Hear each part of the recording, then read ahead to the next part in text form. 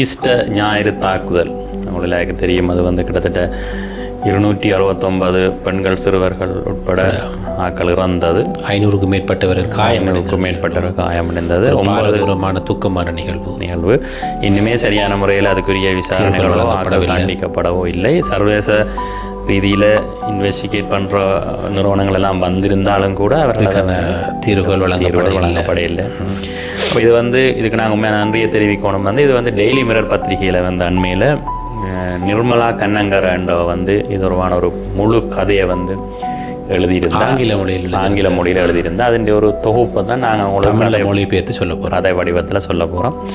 அப்போ இதை பற்றி நாங்கள் கதைக்கலாமா, இது சட்ட நடவடிக்கையில் இருக்குன்னு சொல்லி கேட்க வைக்க அந்த பத்திரிகை நிறுவனரை வந்து இப்போ இருக்கிற இல்லை சீனியர் டிஐஜி முந்தின சீனியர் டிஐஜியும் இப்போ இருக்கிற சிஐடின்ற டைரக்டரும் அந்த ரவி சனிவரட்னாவை கண்டாக்ட் பண்ணி கேட்டுருக்காங்க. ரிட்டையர்ட் ஆனவர் திருப்பி மீண்டும் போலீஸ் இப்போ அரசாங்கத்தில் வந்து நம்பிக்கைக்குரியவர் என்று சொல்லி அப்போ அவர்கிட்ட கேட்க அவர் சிரிச்சுட்டு சொல்லிக்கிறார், இது ஊருக்கே தெரியும், உலகமே தெரியும், நீங்கள் பேப்பரில் எழுதினாலும் சரி இதை பற்றி காய்ச்சாலும் சரி கிட்டத்தட்ட இதுதான் உண்மையான கதை சொல்லிக்கிறேன். இதில் வந்து இந்த அசாத் மௌலானான்னு சொல்லி எங்களுக்கு தெரியும், சேனல் 4 மற்றது சுவிஸில் வந்து இருக்கு. ஹியூமன் ரைட்ஸ் கவுன்சிலுக்கும் ஜெனிவாலையும் அந்த தன்னுடைய கருத்துக்களை சொல்லியிருந்தவர்.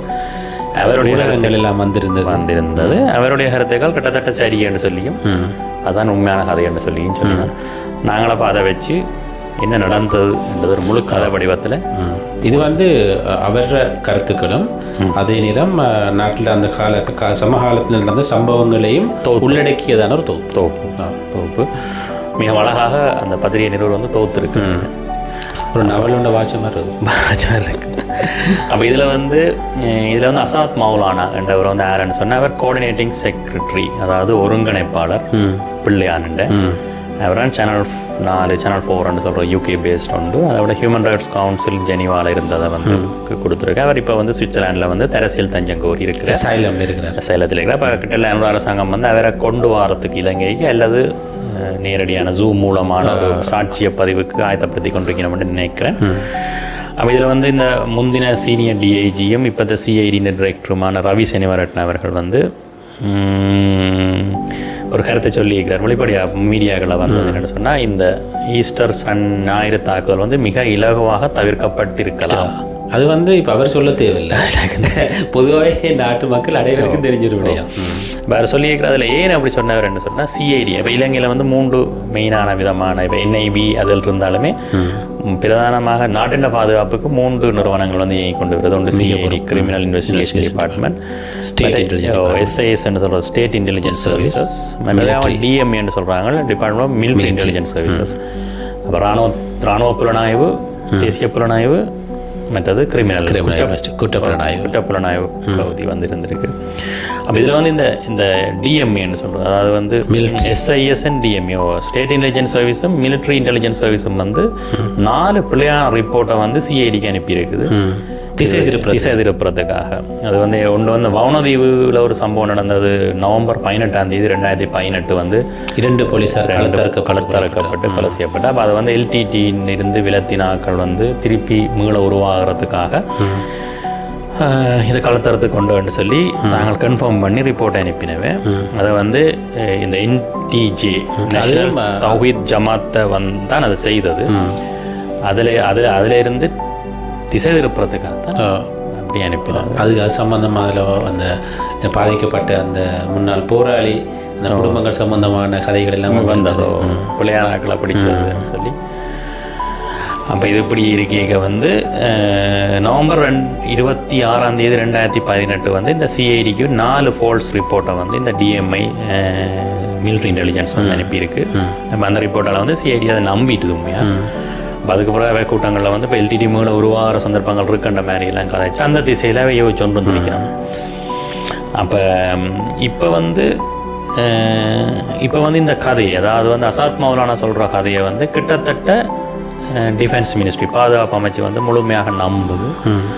இப்போ வந்து நடக்கிற இன்வெஸ்டிகேஷன்ஸ் விசாரணைகள் எல்லாமே வந்து அதை அடிப்படையாக கொண்டு தான் நடந்து கொண்டிருக்குது. விசாரணை நடக்குதா இல்லாட்டி கண்துறை தெரியாது. ஆனால் இருக்கிற போதே ஜனாதிபதி வந்து சொல்லியிருக்கிறார், விரைவில் வந்து பெரிய புள்ளிகள் எல்லாம் கைது செய்யப்பட போகிறார்கள் என்று சொல்லி, திடீரென கைது செய்யப்படுவார்கள் சொல்லி அண்மையிலையும் சொல்லியிருக்கிறார். பார்ப்போம். அப்போ இதில் வந்து கதையை வந்து இப்படி துவங்குவோம் என்ன மாதிரி சொன்னால் 2007ஆம் ஆண்டு கதை ஸ்டார்ட் பண்ணுது 2007ஆம் ஆண்டு நவம்பர் 2ஆம் தேதி கருணா அம்மான் வந்து இங்கிலாந்தில் வந்து அரெஸ்ட் பண்ண கைது செய்யப்படுறார். அது இன்னத்துக்காக அரெஸ்ட் பண்ண போகிறான்னு சொன்னால் போலி பாஸ்போர்ட்டில் பயணம் செய்ததுக்காக. அப்போ அதில் பிரச்சனை வந்து பாஸ்போர்ட்டை வந்து வழங்கி இருக்குது வந்து SIS ஸ்டேட் இன்டெலிஜென்ஸ் சர்வீஸ் அந்த பாஸ்போர்ட்டை கொடுத்துருக்குது. அப்போ SIS-ன்ற பாஸ்போர்ட் கொடுத்தன்ற தகவல் வெளியில் வந்தோடனே இங்கே வந்து அப்போ SIS சீஃபாக இருந்தவர் சுரேஷ் சாலி என்று சொல்கிறது, மிலிட்ரி இன்டெலிஜென்ஸ் சர்வீஸின் சீஃபாக இருந்தவர். அவர் வந்து குழம்பிட்டார். என்ன சொன்னால் அவருக்குள்ளான அது கொடுபட்டிருக்கு. அப்போ இது வேறு கதை. இதுக்குள்ள நாங்கள் இதை கொண்டு வர தேவையில்லை. அரசாங்கம் வந்து இப்படி விடுதலை புலியிலிருந்து விலத்தினாக்கள் சட்டவிரோதாக்கள் எல்லாரையும் ஊக்குவித்தது ஒரு அரசாங்கம் தான். அதில் ஒரு சந்தேகம் இல்லை, அது செய்திருக்கு. அப்போ இதில் வந்து சுரேஷ் சாலி வந்து உடனடியாக பிள்ளையான தொடர்பு கொண்டு கேட்டிருக்கிறார். இனி அவன் வேண்டாம், கருணா இனி எங்களுக்கு வேண்டாம், அவர் நீங்கள் வேற தேவையில்லை, அவர் எல்லாம் அப்படி எங்களெல்லாம் காட்டி தந்துட்டார், நீ தான் இனி எங்களுக்கு தலைவர். அப்போ நீ என்ன செய்ய வந்து கருணா அம்மான்ற பாடி கார்ட்ஸ் இருக்கிறார்கள் எல்லாரையும் உடனடியாக கொலை செய்ய. அப்போ அதே மாதிரி வந்து பிள்ளையான் வந்து கருணா அம்மான்ற பாடி கார்ட்ஸை வந்து கொலை செய்திருக்கிறார். அதுக்கு பிறகு அவர் TVMP, அதாவது தமிழ் மக்கள் விடுதலை புலிகள் உருவாயினதுன்ற தலைவராகிறார். அதுக்கு பிறகு வந்து மே 2008 வந்து மாகாண சபை எலெக்ஷன் நடக்குது. கிழக்கு மாகாணத்து நடந்தோடனே அதில் வந்து அவர் வெல்றார். அவர் வந்து முதலமைச்சராக மாறுறார். மாறினோட வந்து அசாத் மௌலானான்றவர் வந்து கோஆர்டினேட்டிங் செக்ரட்டரியாக பேச்சாளர். கோஆர்டினேட்டிங் செக்ரட்டரின்னு சொல்கிறது இங்கே எங்களோட கவர்னருக்கும் இருக்கிறது. 2 பேர் இருப்பினும் செக்ரட்டரிஸ். அப்போ அவரான இந்த நிகழ்ச்சிகள் அது ஆட்களோட தொடர்பு கொள்வது ப்ரோக்ராம்ஸ் எல்லாத்தையும் அவர் தான் செய்து கொண்டிருப்பார். அப்போ அவர் வந்து ஒஃபிஷியல் டியூட்டி, அவர் சேலரி கிடைக்கிற ஒரு டியூட்டி. அப்போ இதுக்குள்ள வந்து 2007 வந்து ஆட்சியில் வந்து மஹிந்த ராஜபக்ஷ ஆட்சியில் இருக்கணும். அப்போ அவை ஆட்சியில் இருக்க வந்து இந்த TMVPன்னு சொல்கிறது இந்த கட்சி, தமிழ் மக்கள் விடுதலை புலிகள் கட்சிக்கு வந்து மாதாந்தம் 3.5 மில்லியன் ரூபீஸ் வந்து கொடுபட்டு கொண்டிருக்குது. அப்போ 35 லட்சம் 2007 பெரிய காசு போய் கொண்டு போகும். அது வந்து என்னத்துக்குள்ள போகுதுன்னு சொன்னால் ஸ்டேட் இன்டெலிஜென்ஸ் சர்வீஸுக்குள்ளாட போகுது. அப்போ அதை போய் எடுக்கவனும் காசை யாருன்னு சொன்னால் அசாத் மௌலானா போய் ஸ்டேட் இன்டெலிஜென்ஸ் சர்வீஸில் அந்த காசு திரும்பியும் சொல்கிறோம். இது பத்திரிகையில் வந்த ரெக்கார்ட்ஸ், பத்திரிகை வந்த ரெக்கார்ட், அவங்க பொய் எழுத போகிறது இல்லை.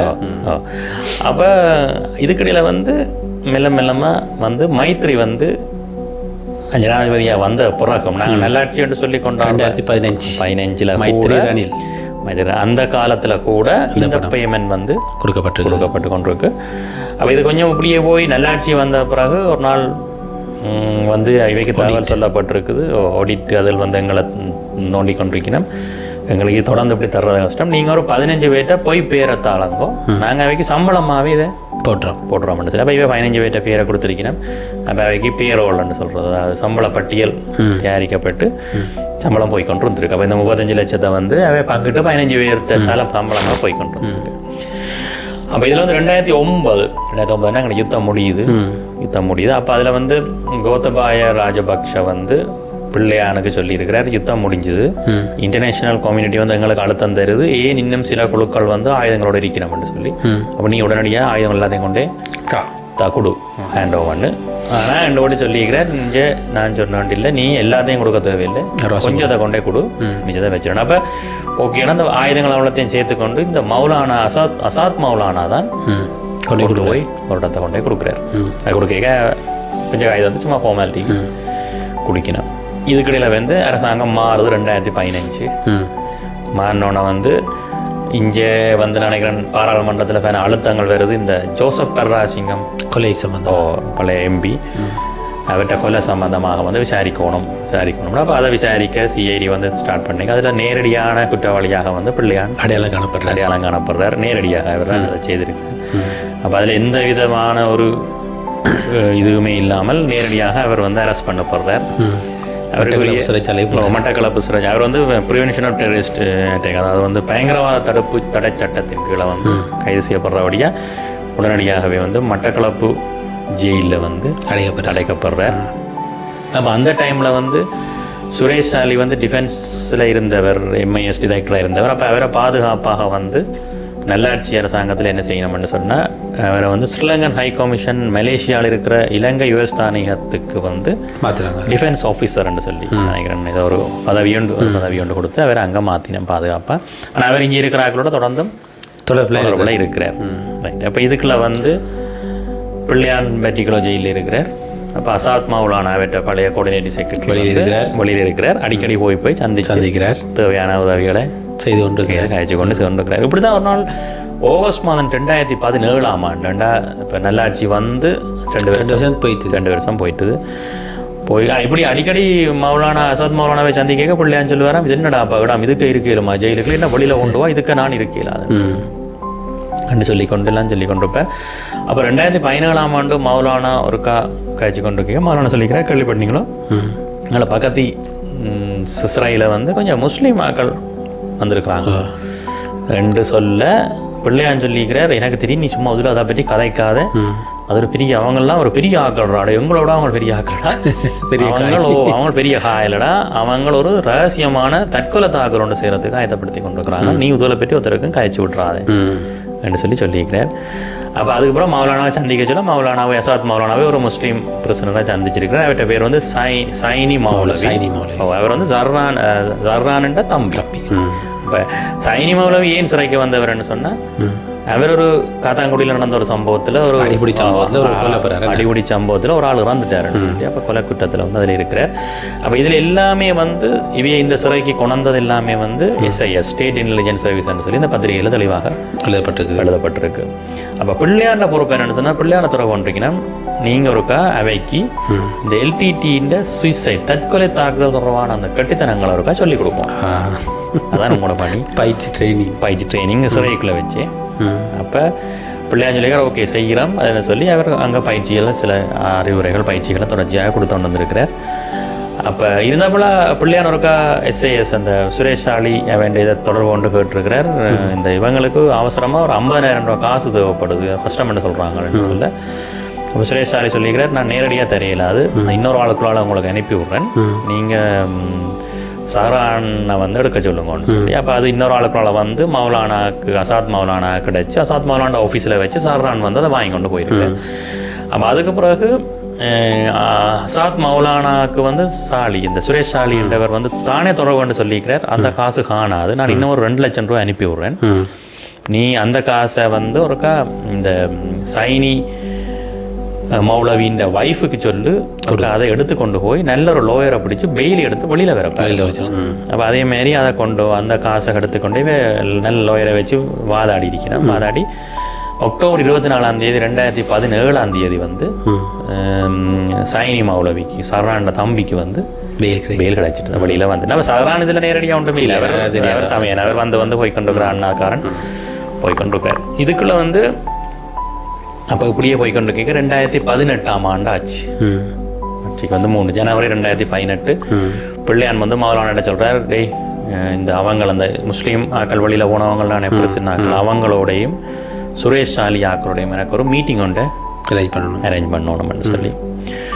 அப்போ மீட்டிங் வந்து February 1, 2018 வந்து அரேஞ்ச் பண்ணினது.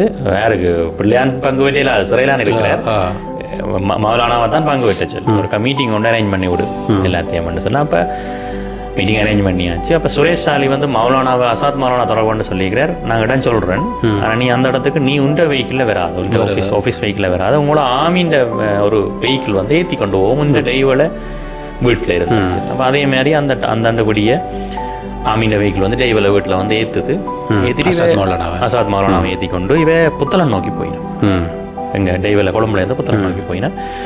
அப்போ புத்தகத்தில் வந்து ஒரு தென்னை பிளான்டேஷன்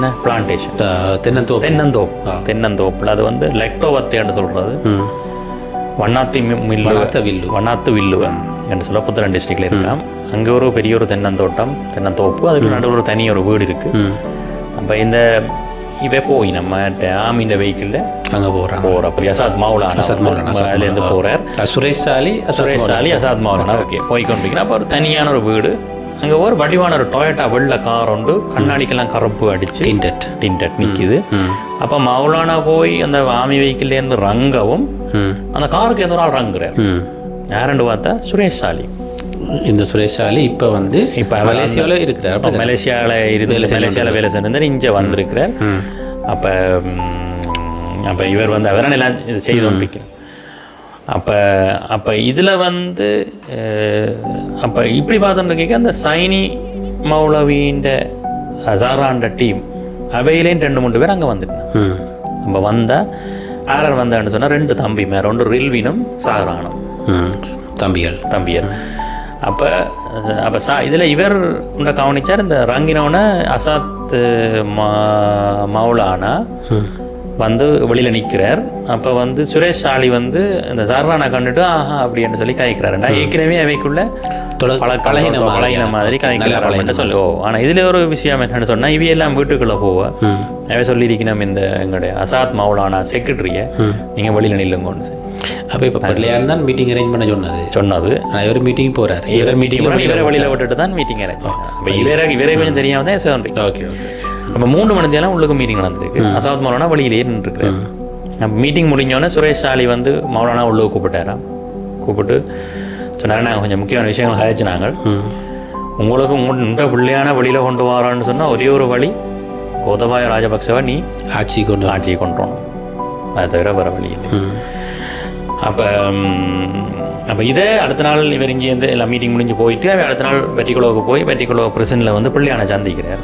சந்திச்சு போய் சொல்கிறார் இப்படி மீட்டிங் நடந்தது. ஆனால் அங்கே அவர் சொல்கிறார் ஏதோ பெரிய ஒரு பிளான் தான் வச்சுக்கிறாங்க போல கிடக்கு. கோத்தபாய ராஜபக்சா வந்தால் தான் உன்ன வழியில் விடலாமாம் மூளை வழியில் விடலாமான்னு சொல்கிறார் என்று சொல்ல அதுக்கு பிள்ளையான்னு சொல்லிக்கிறோம் அதெல்லாம் என்ன தெரியும் நீ இதில் ஒருத்தருக்கு காய்ச்சி விட்டுறாங்க. சரி அப்போ இதுக்குள்ளே வந்து நாங்கள் பிரதான மெயின் வில்லன் படம் என்ட்ரி டிங்னு சத்தவெல்லாம் கேட்க மெயின் வில்லன் என்ட்ரி வந்து February 11, 2019. அதாவது வந்து குண்டு வெடிக்கிறதுக்கு 2 மாதத்துக்கு முதல் கோத்தபாய ராஜபக்ஷ வந்து ஒரு மெசேஜை கொடுக்குறார் மௌலானாவுக்கு சுரேஷ் சாலி கூடாக நான் இருக்க ஒன்றை சந்திக்க விரும்புகிறேன். எங்கேண்ட இருக்க கொகுவேலில் இருக்கிற இந்த வீட்டுக்கு வான்னு சொல்லி அப்போ அங்கே போனால் அந்த மீட்டிங்கில் வந்து பெப்பல் நடந்தது நான்கானில்.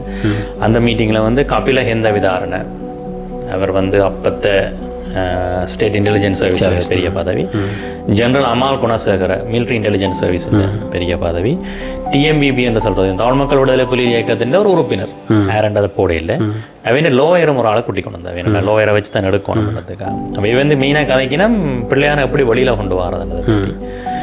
அப்போ அதில் பட்டம் படாமல் கோத்தபாய ராஜபக்ச சொல்லியிருக்கிறார் நான் ஆட்சிக்கு வந்தால் பிள்ளையான் வழியில் வருவார்.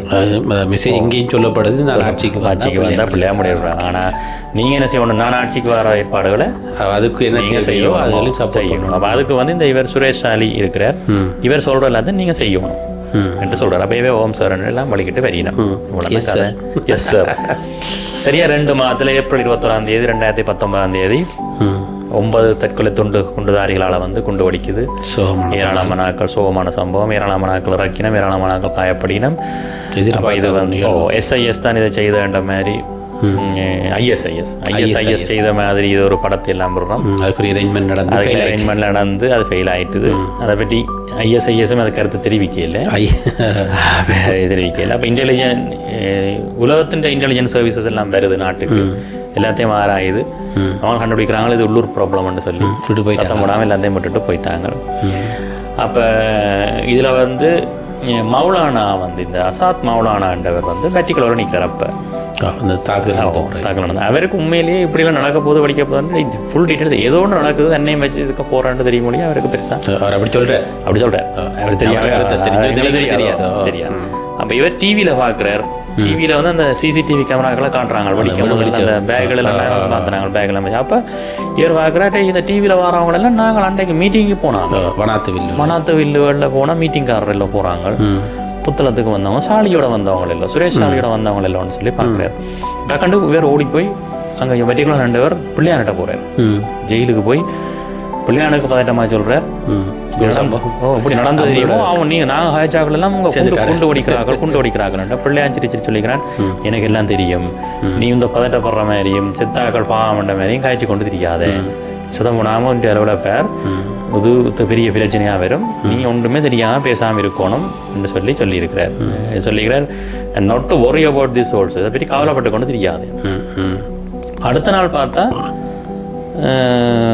எல்லா நியூஸ்களையும் பெறுது வெடித்தது வந்து சைனி ரில்வின் சஹ்ரான் டீம் தான் படித்தான்னு சொல்லி இப்போ அதுக்கு பிறகு அப்பா அவன் வாப்பா ஹாசிமும் அவன் வைஃப் பிள்ளைகளும் அந்த கல்முனையில் இருக்கையில் அவையோட குண்டை படிக்க வச்சு அவங்கள படிக்க வச்சு அப்பாவை செத்துட்டார். சஹ்ராண்ட வைஃபும் பிள்ளையும் தப்புறாங்க.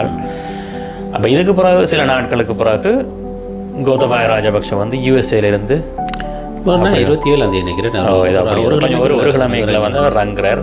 வரவேற்பெல்லாம் கடுமையாக இருக்குது. அப்போ அவர் அறிக்கை விடுறார், தேசிய பாதுகாப்பு அச்சுறுத்தல், முஸ்லீம் தீவிரவாதம், நாங்கள் வந்து இந்த நாட்டை பாதுகாக்கணும், நாடு வேணும் சொல்லி சொன்னோன்னா மக்களும் எல்லாம் தலையை தூக்கி வச்சு கொண்டாடினோம். அதுக்குள்ள வேறு சம்பவம் எனக்கு நடந்த முஸ்லீமுக்கு எதிரான எதிர்ப்புகள், தமிழுக்கு எதிர்ப்புகள் எல்லாம் நிறைய வந்தது. அது இதுக்கு இந்த கதைக்கு சம்மந்தம். அதுக்கு பிறகு எலெக்ஷன் நடக்குது. எலெக்ஷனில் வந்து கோத்தபாய ராஜபக்ஷ வந்து அதீத பெரும்பான்மை 69 லட்சம் எந்த ஜனாதிபதியும் எடுக்காது 69 லட்சத்தோட வந்து வெல்றார். அதில் வந்து வென்ற உடனேயே வந்து சுரேஷ் சாலியை வந்து ஸ்டேட் இன்டெலிஜென்ஸ் சர்வீஸின் டைரக்டராக போடினோம். அப்போ அதில் வந்து வளமையாக வந்து அந்த டைரக்டர் வந்து போலீஸ் துறையில் இருக்கிறாள் தானே போடுறது. இது வந்து முதல் முறையாக இராணுவத்தில் இருக்கிறவரால் போடினோம். என்னன்னு சொன்னால் ரகசியங்கள் தொடர்ந்தும் பாதுகாக்கப்படுறதா என்ன மாதிரி ஹிதவதா போடினோம். என்னென்னு சொல்கிறது நம்பிக்கைக்கு ஹிதவதான நம்பிக்கைக்கு யாரால போட்டிருக்கு. அப்போ இப்படி நடந்தோன்னு கேட்க பிள்ளையான் கனவு கொண்டு இருக்கிறார். தான் உடனடியாக ஜெயிலிருந்து வந்துடுவேன் சொல்லி. ஆனால் ஒன்றுமே நடக்க இல்லை. இவங்க தன் பாட்டை ஜனாதிபதி ஆகிட்டாங்க. அறிக்கையில் விட்டு கொண்டு தங்கடங்கட வீதியில் பார்த்துட்டுருக்குறாங்க. அப்போ மௌலானா அடிக்கடி போய் கதைச்சாலும் பிள்ளையான்னு சொல்லி வராமல் என்னடா என்ன விட்றாங்க இல்லை இதுக்கு இருக்கலாடா இதை இடாமாடா இதுக்குள்ளேன்னு சொல்லி நீ ஒரு கதைன்னு சொல்லி பேர்ந்து இப்படி தான் ஒரு நாள் மௌலானா மௌலானா சந்திக்க போயிருக்க பிள்ளையான் தமிழில் எழுதின ஒரு கடிதத்தை டென்ஷனாக கொடுத்துருக்குறேன். இதை கொண்டு சுரேஷ் சாலிட்ட குரன் சொன்ன இவர் சுரேஷ் சாலிட்ட போயிருக்கிறார் மீட் பண்ண. அப்போ சுரேஷ் சாலி என்ன high post director of state intelligence services கொடுத்தோன்னே அவர் சொல்லிக்கிறார் தமிழில் எழுதி கிடக்கு நீயே வாசி எனக்கு தமிழ் வாசிக்க தெரியாதுன்னு சொன்னால் இவன் வாசிச்சிருக்கிறான் பிளத்து வாசிக்க அதில் கிடக்குது என்ன மாதிரின்னு சொன்னால் பிள்ளையார் எழுதியிருக்கிறார் நீங்கள் செய்த விளையாட்டெல்லாம் எங்களுக்கு எல்லாருக்கும் தெரியும். நீங்கள் சொன்னது வந்தோடனே என்ன வெளியிடுறேன்னு சொல்லி இப்போ நீங்கள் என்ன உடனடியாக வெளியில் விடாட்டி நான் எல்லாத்தையும் எல்லாருக்கும் சொல்லிட்டு நீங்கள் எல்லாரும் வந்து இங்கே என்னோட இருக்க வேண்டியவரும் ஜெயிலையான்னு சொல்லி. அப்போ உடனே சுரேஷ் சாலி வந்து அதை டக்கண்டு இந்த கடிதத்தை பறித்து கிழிச்சு இதை அங்கே போட்டு எரிச்சு நெருப்பில் போட்டு எரிச்சிட்டு சொன்னாராம் பதட்டப்பட்டு நீ இதை பற்றி ஒன்றும் கதைக்கக்கூடாது ஒருத்தக்கும் சொல்லாத நாங்கள் செய்வோம்னு சொல்லி உடனே அதில் வச்சு ஃபோன் அடிச்சிருக்கிறார் டிஃபென்ஸ் செக்ரட்டரி. அப்போ இருந்த டிஃபென்ஸ் செக்ரட்டரி எனக்கு பேர் தெரியலை அதை சொல்லி இல்லை அடிச்சோன்னா அவர் ஆன்சர் பண்ணே இல்லை. அப்போ டக்கண்டு பிபி ஜெயசுந்தர பிரசிடென்ட் செக்ரட்டரியாக இருந்தார் நினைக்கிறேன் அவருக்கு அடிச்சிருக்கிறார் என்ன பிள்ளையான வழியில் விடணும் இல்லாட்டி பெரிய பிரச்சனை ஆயிருக்குன்னு சொல்லி அது நோ ஆன்சர். அப்போ டக்கண்டு இவர் என்ன செய்கிறார் பசில் ராஜபக்ஷோட நம்பரை எழுதி கொடுத்து அசாத் மௌலானாக கொடுத்துருக்கிறார் நீ அவருக்கு அவரோட கதை அவரோட ஹெல்ப் பண்ணுவார். அப்போ இவர் போய் பசிலோட கழிச்சிருக்கிறார். பசில் என்ன செய்கிறார் பிரசிடென்ஷியல் கவுன்சில் அனில் சில்வான்னு சொல்லி ஜனாதிபதி சட்டத்தரணி ஒரு ஆள் அவர்கிட்ட நம்பரை கொடுத்துருக்கிறார். அவர் நீ இந்த கேஸை வாதாடி உங்களுக்கு பிள்ளையான வழியில் கொண்டு வருவார் நீ அவரோட கதையான்னு சொல்லி. அப்போ இவர்